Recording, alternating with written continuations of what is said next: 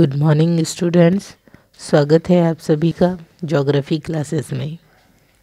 आज हम विश्व का प्रादेशिक भूगोल क्वेश्चन पेपर में एशिया की प्राकृतिक वनस्पति के बारे में पढ़ेंगे। स्टूडेंट्स, किसी भी क्षेत्र की या प्रदेश की जलवायु और उस प्रदेश का धरातल ही प्राकृतिक वनस्पति का निर्धारण करता है। एशिया की जलवायु और यहाँ के धरातल संबंधी विविधता ने प्राकृतिक वनस्पति में भी कई सारी विविधताएं उत्पन्न की है। एशिया महाद्वीप बहुत विशाल है क्षेत्रफल के अनुसार, और यहाँ पर जलवायु और धरातल संबंधी अत्यंत विविधता पाई जाती है, और इसी विविधता ने प्राकृतिक वनस्पति में भी विविधता उत्पन्न की है। प्राकृतिक वनस्पति से तात्पर्य होता है कि किसी भी क्षेत्र में प्रकृति में स्वतः विकसित होने वाला पादप समुदाय, जिसके अंदर मानव हस्तक्षेप या किसी भी प्रकार का अन्य हस्तक्षेप नहीं होता है। प्रकृति स्वयं इसे उत्पन्न करती है, जिसमें वृक्ष, झाड़ियाँ और घास आदि सम्मिलित होते हैं। एशिया में पाई जाने वाली प्राकृतिक वनस्पति के प्रकार प्रमुख इस प्रकार से हैं। पहला है उष्णकटिबंधीय वर्षावन, दूसरा है उष्णकटिबंधीय पतझड़ी वन, तीसरा शीतोष्णकटिबंधीय चौड़ी पत्ती वाले सदापर्णी वन, चौथा है शीतोष्णकटिबंधीय चौड़ी पत्ती वाले पतझड़ी वन, शीतोष्णकटिबंधीय शंकुधारी वन, घास के मैदान, मरुस्थलीय वनस्पति और टुंड्रा वनस्पति। आइए अब इन सभी के बारे में एक एक करके डिटेल में पढ़ते हैं। सबसे पहले है उष्णकटिबंधीय वर्षावन। इस प्रकार के पादप समुदायों का विस्तार भूमध्य रेखा के दोनों ओर 10 डिग्री अक्षांशों के बीच पाया जाता है।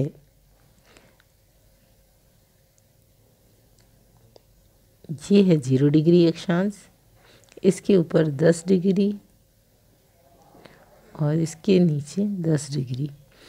इस क्षेत्र के मध्य उष्णकटिबंधीय वर्षावनों का विस्तार पाया जाता है। इन्हें भूमध्य रेखीय वन भी कहते हैं। भूमध्य रेखीय वन। एशिया महाद्वीप में इनका विस्तार श्रीलंका, मलेशिया, इंडोनेशिया और पापुआ न्यू गिनी में है। ये वृक्ष उष्ण आर्द्र जलवायु के कारण अत्यंत सघन होते हैं, बहुत ही घने वन पाए जाते हैं। वृक्षों की लंबाई इसमें 60 से 80 मीटर तक होती है, जिनके ऊपरी वितान जो होते हैं वो सघन होने के कारण सूर्य का प्रकाश धरातल तक नहीं पहुंच पाता है। आपके सामने एक पिक्चर है। इस पिक्चर के माध्यम से आप समझ सकते हैं कि भूमध्य रेखीय वर्षावन किन्हें कहते हैं।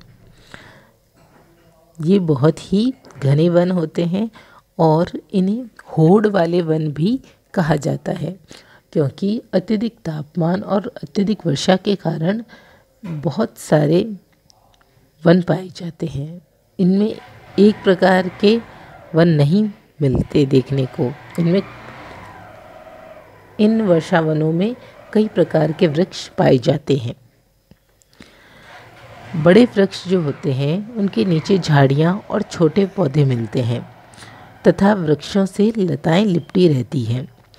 प्रमुख वृक्ष प्रजातियाँ जो है इनमें महोगनी, सिनकोना, रोजवुड, आबनूस, ताड़, गटापारचा, एबोनी और चिकल आदि हैं। स्टूडेंट्स, इन वनों को पृथ्वी के फेफड़े तक कहा जाता है क्योंकि पृथ्वी पर सर्वाधिक ऑक्सीजन का उत्पादन इन्हीं वृक्षों के माध्यम से, इन्हीं वनों के माध्यम से होता है।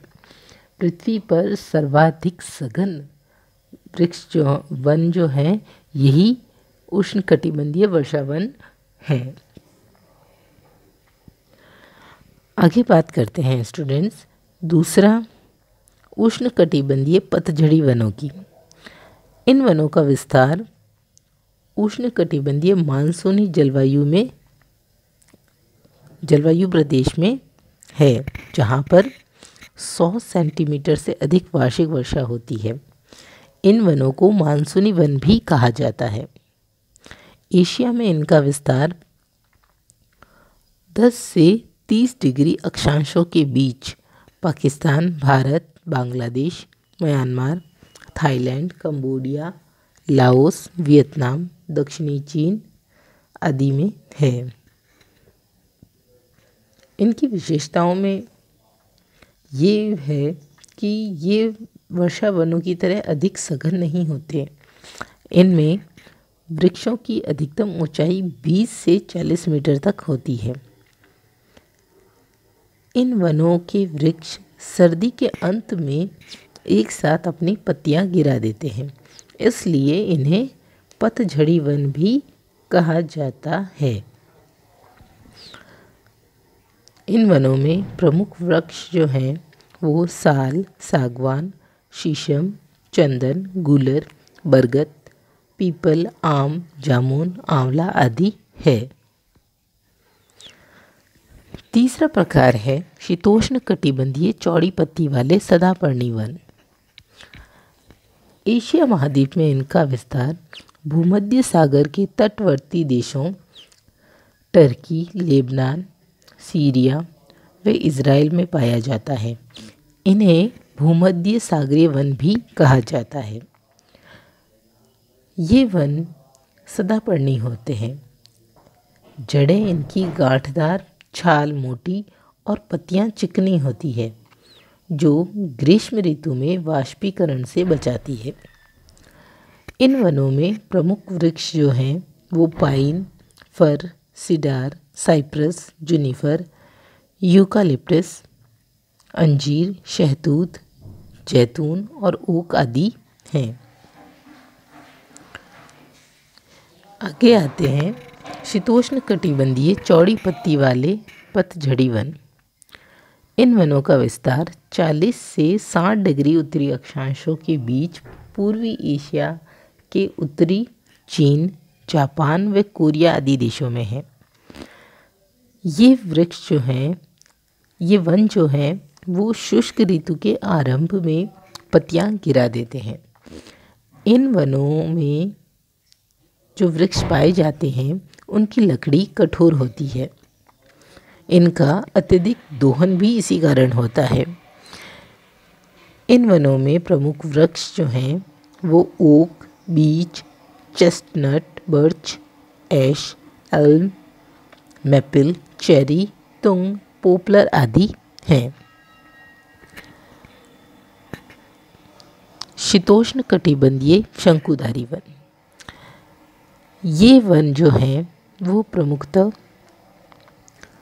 60 से 70 डिग्री उत्तरी अक्षांशों के बीच पाए जाते हैं।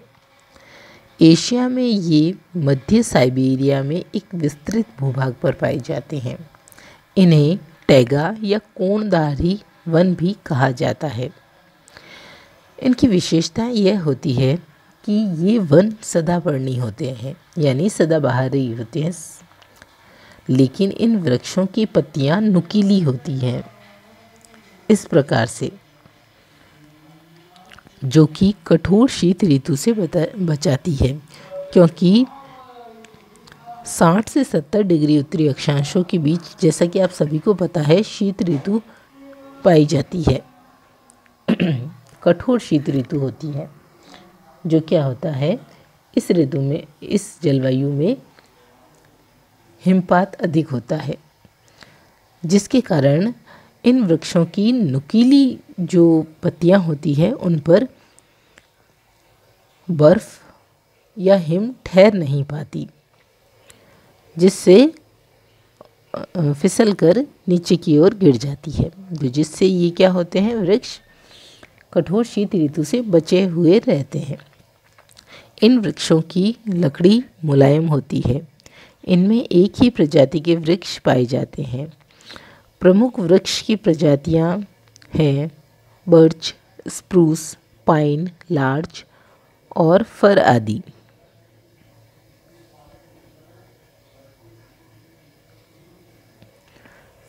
इस पिक्चर के माध्यम से आप समझ सकते हैं कि शंकुधारी वन किस प्रकार के होते हैं। कुछ इस प्रकार सा इनका आकार होता है, जिसके कारण क्या होता है, ये बर्फ जो है फिसलकर नीचे की ओर गिर जाती है, इन पर नहीं ठहरती, जिससे ये वृक्ष ठंडी ऋतु में और हिमपात के समय कठोर शीत ऋतु में भी बचे हुए रह जाते हैं।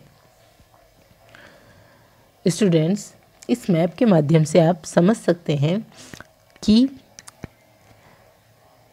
कौन कौन सी प्राकृतिक वनस्पति एशिया के किन किन भागों में पाई जाती है।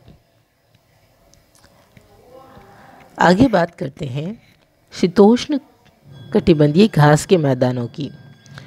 एशिया में 40 से 60 डिग्री उत्तरी अक्षांशों के बीच कैस्पियन सागर के उत्तरी भाग से लेकर बैकाल झील तक, मुख्यतः कजाकिस्तान और किर्गिस्तान,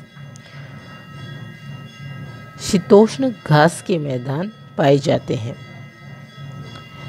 शीतोष्ण कटिबंधीय घासें जो है वो मुख्यतः छोटी, मुलायम और पौष्टिक होती है। इन घास के क्षेत्रों में पशुचारण किया जाता है। तीसरा प्रकार है मरुस्थलीय वनस्पति का। एशिया में अरब, ईरान, गोबी, थार और तुर्कमेनिस्तान में मरुस्थल पाया जाता है।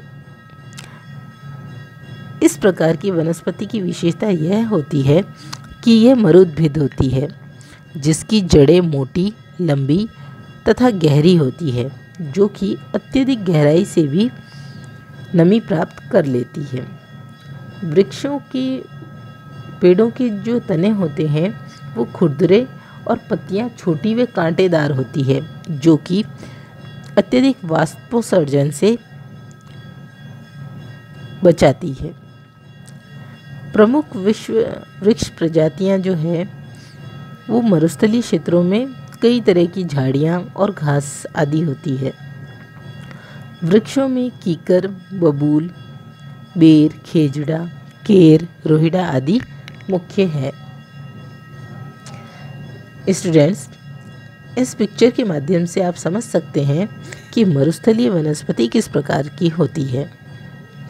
ये कांटेदार, इस मरुस्थलीय वनस्पति की जो जड़ें होती है वो मोटी और गहरी होती है। पत्तियां इनमें छोटी छोटी पाई जाती है और कांटेदार होती है, जिससे ये वनस्पति अत्यधिक तापमान में भी बची रहती है और वाष्पोत्सर्जन की जो क्रिया होती है वो पत्तियों के माध्यम से कम हो पाती है।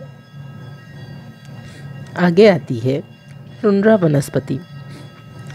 कोणधारी वनों के उत्तर में टुंड्रा प्रदेश का विस्तार है, जहाँ वर्ष के 2 महीने ग्रीष्म ऋतु होती है और 9-10 महीने शीत ऋतु होती है। शीत ऋतु में धरातल का जो भाग है वो हिमाच्छादित रहने से वनस्पति का अभाव रहता है, यानी साल के 2 महीने गर्मी पड़ती है और बाकी 9-10 महीने कठोर शीत ऋतु पड़ती है। तो इस समय क्या होता है कि धरातल पूर्णतः हिमाच्छादित हो जाता है। जब हिमाच्छादित है धरातल तो वनस्पति उगने का सवाल ही पैदा नहीं होता। अल्प ग्रीष्म ऋतु में हिम पिघलने से क्या होता है, छोटे छोटे पुष्पीय पौधे उगते हैं, जिनमें लाइकेन, मांस, नरकुल आदि हैं। झाड़ियों में क्रैनबेरी, काउबेरी और ब्लूबेरी आदि है। इस प्रकार की टुंड्रा वनस्पति